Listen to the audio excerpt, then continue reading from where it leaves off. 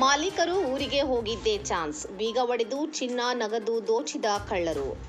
ಮನೆ ಮಾಲೀಕರು ಊರಿಗೆ ಹೋಗಿದ್ದನ್ನೇ ಬಂಡವಾಳ ಮಾಡಿಕೊಂಡ ಕಳ್ಳರು ಬೀಗ ಹಾಕಿದ್ದ ಮನೆಯ ಮುಂಭಾಗದ ಬಾಗಿಲು ಮುರಿದು ಒಳನುಗ್ಗಿ ಚಿನ್ನಾಭರಣ, ನಗದು ಹಾಗೂ ಬೆಲೆಬಾಳುವ ಸಾಮಗ್ರಿಗಳನ್ನು ದೋಚಿರುವ ಘಟನೆ ಚಿಕ್ಕೋಡಿ ತಾಲೂಕಿನ ಕರೋಶಿ ಗ್ರಾಮದಲ್ಲಿ ಬೆಳಕಿಗೆ ಬಂದಿದೆ. ಬೀಗ ಹಾಕಿದ್ದ ಮನೆಯನ್ನೇ ಹೊಂಚು ಹಾಕಿ ದೋಚಿದ ಖದೀಮರು. ಕರೋಶಿ ನಿವಾಸಿಗಳಾದ ರಾಜು ಬಡಿಗೇರ್ ಮತ್ತು ಮಂಗಳಾ ಬಡಿಗೇರ್ ದಂಪತಿಗಳು ಕೆಲವು ಪ್ರಮುಖ ಕೆಲಸಗಳ ನಿಮಿತ್ತ ತಮ್ಮ ಊರಿಗೆ ಹೋಗಿದ್ದರು. ಈ ಸಂದರ್ಭದಲ್ಲಿ ಮನೆಯ ಮುಂಭಾಗದ ಬಾಗಿಲಿಗೆ ಬೀಗ ಹಾಕಿರುವುದನ್ನು ಗಮನಿಸಿದ ಕಳ್ಳರು ಇದನ್ನೇ ಸಂಚು ಮಾಡಿಕೊಂಡು ಕೃತ್ಯ ಎಸಗಿದ್ದಾರೆ.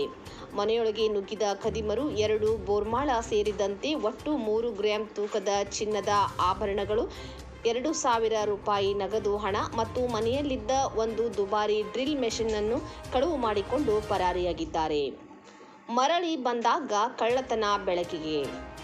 ಬಡಿಗೇರ್ ದಂಪತಿಗಳು ತಮ್ಮ ಕೆಲಸ ಮುಗಿಸಿ ಊರಿನಿಂದ ಮನೆಗೆ ಮರಳಿ ಬಂದಾಗ ಈ ಭೀಕರ ಕಳ್ಳತನ ನಡೆದಿರುವುದು ಬೆಳಕಿಗೆ ಬಂದಿದೆ. ಮನೆಯ ಬಾಗಿಲು ಸಂಪೂರ್ಣವಾಗಿ ತೆರೆದಿರುವುದು ಮತ್ತು ಬಾಗಿಲಿನ ಬೀಗ ಮುರಿದಿರುವುದನ್ನು ಕಂಡು ದಂಪತಿಗಳು ತಲ್ಲಣಗೊಂಡಿದ್ದಾರೆ. ತಕ್ಷಣ ಒಳಗೆ ಹೋಗಿ ನೋಡಿದಾಗ ರೂಮಿನಲ್ಲಿದ್ದ ಸಾಮಗ್ರಿಗಳೆಲ್ಲ ಅಸ್ತವ್ಯಸ್ತವಾಗಿ ಬಿದ್ದಿದ್ದು ಕಳ್ಳತನವಾಗಿರುವುದು ಖಚಿತವಾಗಿದೆ. ಈ ಕುರಿತು ಸಂತ್ರಸ್ತ ಬಡಿಗೇರ್ ದಂಪತಿಗಳು ನೀಡಿದ ದೂರಿನನ್ವಯ ಚಿಕ್ಕೋಡಿ ಪೊಲೀಸ್ ಠಾಣೆಯಲ್ಲಿ ಅಧಿಕೃತವಾಗಿ ಕಳ್ಳತನ ಪ್ರಕರಣ ದಾಖಲಾಗಿದೆ.